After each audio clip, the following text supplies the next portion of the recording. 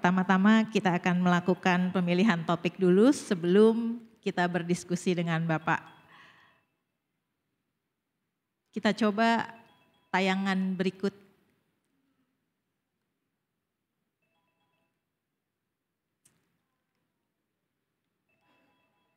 Kita saksikan bersama yang akan ada di layar ini. Baik. Pertama, topiknya adalah ketahanan pangan. Kedua, SDM dan lapangan kerja. Ketiga, investasi dan perizinan. Keempat, UMKM. Demikian, Bapak. Ya, siap. Baik, kita akan langsung ke pertanyaan pertama mengenai ketahanan pangan. Saat ini data menunjukkan bahwa Kota Jakarta masih belum terbebas dari isu stunting. Hal ini sangat memprihatinkan jika kita lihat tadi di layar bahwa angkanya adalah 17,6%. Yang tertinggi itu ada di wilayah Jakarta Utara. Pertanyaannya Bapak, kebijakan apa yang akan Bapak lakukan dalam memastikan ketersediaan pangan yang berkualitas serta terjangkau agar dapat menurunkan angka stunting di Jakarta? Ya, terima kasih.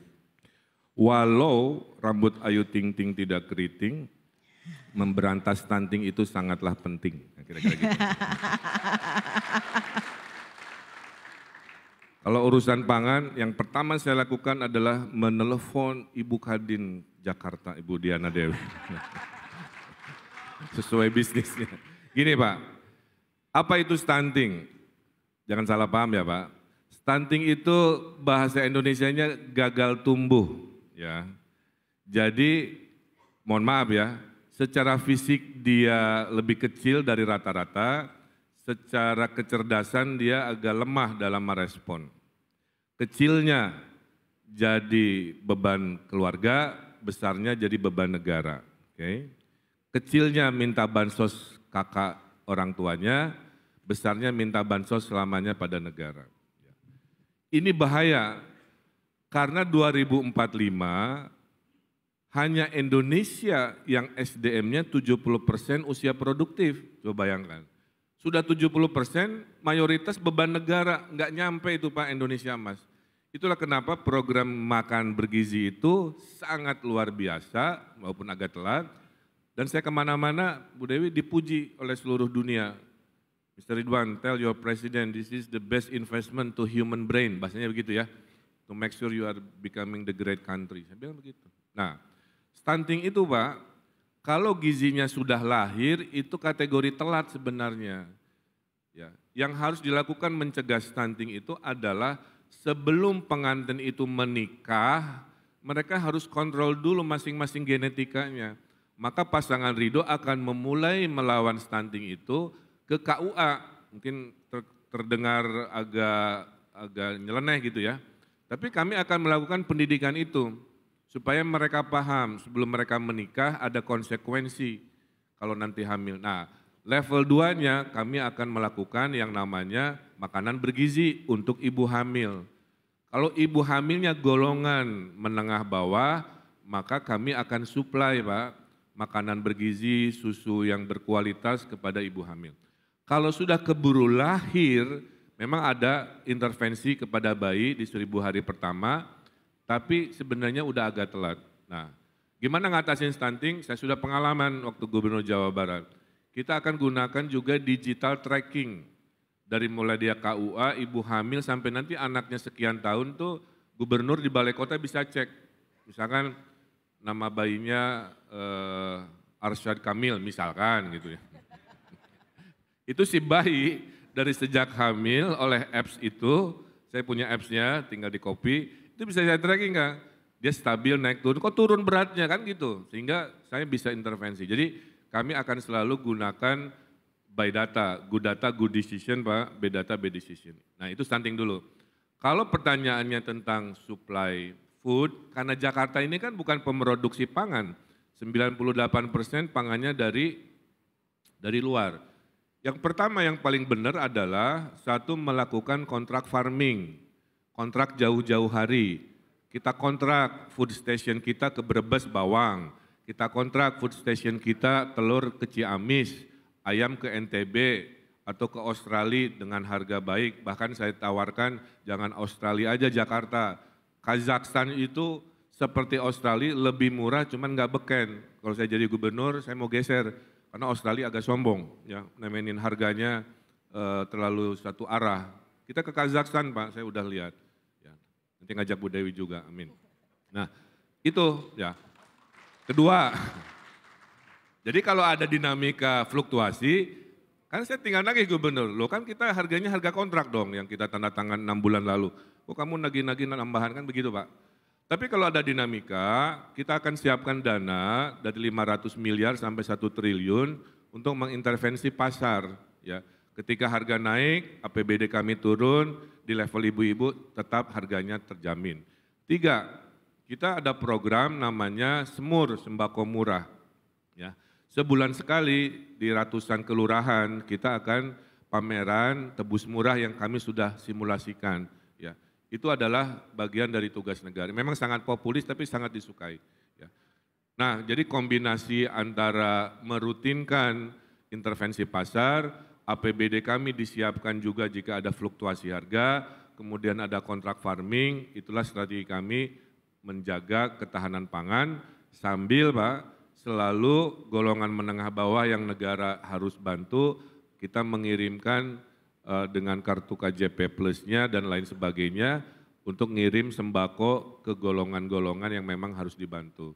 Terakhir inovasinya, saya sudah Google Map, saya sudah jalan-jalan, lahan kosong masih banyak di Jakarta, tapi mubazir, sehingga kami akan bikin kebijakan kepada lahan negara yang nganggur kami hutankan, kami bikin urban farming. Kepada lahan swasta yang juga nganggur, kami akan bikin kebijakan minta izin sebelum dibangun, negara mengintervensi untuk melakukan penghijauan khususnya tanaman. Bayangkan kalau itu terjadi, Jakartanya hijau, polusinya diserap oleh tanaman hijau, dikombinasi dengan nanam pohon 3 juta di jalan, dikombinasi dengan anggaran yang disiapkan, dikombinasi dengan agresif kontrak farming, harusnya menurut saya 5 tahun ke depan food supply terjaga, inflasi terjaga, stunting berkurang dengan drastis. Kira-kira itu. Terima kasih Pak. Kami juga sebenarnya sangat concern dengan isu stunting dan kami berharap jika Bapak nanti terpilih kita bisa memecahkan permasalahan ini. Dan kami siap mendukung juga bahwa Kadin Wilayah Kota apalagi yang selama ini tahu permasalahan sesuai konteks di wilayah masing-masing. Makanya kalau di sini ada Kadin Jakarta Utara ada? Ada. Izin Pak, PR-nya besar Pak. Kemiskinan juga salah satu tertinggi di sana. Di mana ada kemiskinan, di situ stunting tinggi, itu udah rumus sunatullahnya begitu. Jadi saya akan banyak di Jakarta Utara, insya Allah. Terima kasih. Untung duduk di depan ya Pak ya. Baik Bapak, kita akan masuk ke pertanyaan berikut yaitu mengenai SDM dan lapangan pekerjaan. Saat ini kita sudah masuk di bulan November, bulan yang ditunggu-tunggu oleh para pekerja. Karena di bulan ini biasanya akan diumumkan mengenai tarif UMP terbaru. Menurut kami penting untuk menyeimbangkan antara daya beli pekerja dengan realita yang dihadapi oleh pengusaha. Kami persilahkan Bapak, menurut Bapak apa formulasi yang tepat untuk merumuskan besaran UMP di Jakarta? Ya terima kasih. Saya 10 tahun wali kota dan gubernur Pak. Menjelang November saya udah pasang kuda-kuda, itu udah rutinitas saya sebagai pemimpin daerah. Kenapa? Karena tiap November akan ada kenaikan upah, demo di mana-mana. Ya.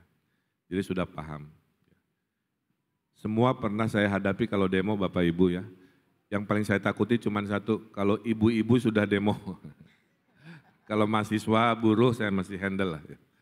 Nah disinilah yang disebut tidak mudah Pak jadi pemimpin. Ya. Kami mencoba seadil-adilnya sebuah keputusan, tapi nggak pernah bisa membahagiakan semua orang. Jadi rumus membuat happy semua orang tuh rumus kehidupan yang agak mustahil. Ya. Yang penting pemimpin itu kalau sudah ngambil keputusan, dia firm dan menjelaskan. Ya. Nah, urusan upah ini pertama kan sudah ada tripartit sebenarnya. Walaupun dalam realitanya tripartit memutuskan X, tetap saja ya minggu depannya demo juga ada. Nah, yang kedua Pak, gubernur itu tidak seindependen yang Bapak Ibu bayangkan kalau sudah urusan pengupahan. Karena ada peraturan di pemerintah pusat yang, maaf ya, yang mewajibkan angka-angkanya itu mengikuti pemerintah pusat dengan hitungannya juga. Itu dua realitanya ya. Yang ketiga, kalau ditanya bagaimana rumusan, ya tentu semua faktor harus diperhatikan. Ada namanya inflasi, alhamdulillah Jakarta hanya 1, ada koefisien hidup layak, sebuah perhitungan bahwa di Jakarta dengan di Bandung, dengan di Surabaya, ongkos hidupnya lebih berbeda, kira-kira begitu. Tapi saya punya satu teori ya Bapak Ibu, mudah-mudahan para pengusaha berkenan ya. Saya punya rumus begini, menjadi sejahtera itu tidak selalu dengan menaikkan upah. Menjadi sejahtera itu adalah dengan menurunkan pengeluaran. Jadi bisa saja nanti buruh kita subsidi transportasinya, kan berkurang tuh ongkosnya. Buruh kita kasih, saya dulu pernah berinovasi Pak, dia beli sembakonya tidak di warung rumahnya, tapi di pabriknya, di tempat usahanya dengan harga grosir, ya, dengan pesan online, sehingga sepulang kerja dia ambil pesanannya, dia ke rumah. Itu harga di grosir dengan harga di warung sebelah kadang-kadang harganya jomplang. Nah ini cara-cara kami untuk mengurangi pengeluaran, subsidi transportasi dan lain-lain. Termasuk kami sudah hitung kalau kami terpilih, suplai perumahan, housing, khususnya untuk golongan yang nanti kita atur termasuk buruh, itu bisa kita tekan, bisa DP 0 dalam arti sebenarnya, bahkan bisa digratiskan Pak, ada rumus propertinya. 30% digratiskan, disubsidi oleh 60% yang propertinya dijual komersial. Nah selisih keuntungannya mensubsidi properti yang bisa kita gratiskan atau kita rendahkan. Nah jadi kesimpulannya yang namanya upah pasti menghitung rumus tadi Pak. Ya. Kedua harus sefrekuensi dengan pemerintah pusat. Ketiga sebagai pemimpin harus dialog, kadang-kadang buruh itu udah paham, itu angkanya segitu, tapi minimal ketemulah sama gubernurnya, kan begitu, makan malam, makan siang, itu pasti saya lakukan. Ya. Titip ke pengusaha, kalau kami sudah ngambil keputusan, kalau boleh kita juga sama komunikasi ya, karena saya pernah digugat juga, angkanya tidak sama dengan yang diharapkan, nah itulah kehidupan. Tapi intinya begitu ya, nah mudah-mudahan ekonomi kita tadi tidak berkutat kesejahteraan itu dengan naik upah, kami pasangan Ridho akan berinovasi mensejahterakan buruh dengan memfasilitasi hal-hal untuk mengurangi pengeluaran mereka, ya. Sehingga mereka bisa sejahtera, Gini rasionya bisa kita tekan, kemiskinan struktural juga bisa kita intervensi dengan inovasi-inovasi dari negara. Makanya pasangan Ridho itu rumus memimpinnya ada 3 Pak, DKI, bukan Dono Kasino Indro, D-nya desentralisasi, kayak RW itu Pak, saya kasih 1 miliar ya untuk didesentralisasi. K, kolaborasi, nanti kalau banyak kita berkolaborasi itu maksudnya Pak Ridwan Kamil lagi butuh sama-sama membangun Jakarta dengan kebersamaan. I-nya adalah inovasi Pak, menghadirkan hal-hal yang tidak ada menjadi ada. Nah saya kira itu ya komitmennya. Kalau upah saya kira sama saja, tapi perbedaannya nanti kami memimpin dengan memperbanyak inovasi-inovasi insentif supaya pengeluaran dari buruh ini atau karyawan bisa berkurang. Karena kita tahu sistem tata ruang Jakarta membuat orang Jakarta 20-30% gajinya habis untuk transportasi. Ini yang harus kita kurangi agar bisa menabung lebih banyak. Karena bel sudah berbunyi, saya kira itu jawabannya. Terima kasih. Assalamualaikum warahmatullahi wabarakatuh. Terima kasih Pak. Ini pandangan yang cukup menarik buat kami. Dan kami sebenarnya sebagai pengusaha Pak, menganggap bahwa pekerja itu aset. Sehingga memang wajib untuk disejahterakan. Tetapi tolong nanti Bapak selaku pimpinan daerah itu juga mengingat kami para pengusaha. Kami juga punya kesulitan. Dan kami berharap bahwa walaupun kita menganggap ini adalah aset, tapi kita harus menjalankan bisnis kami secara berkelanjutan.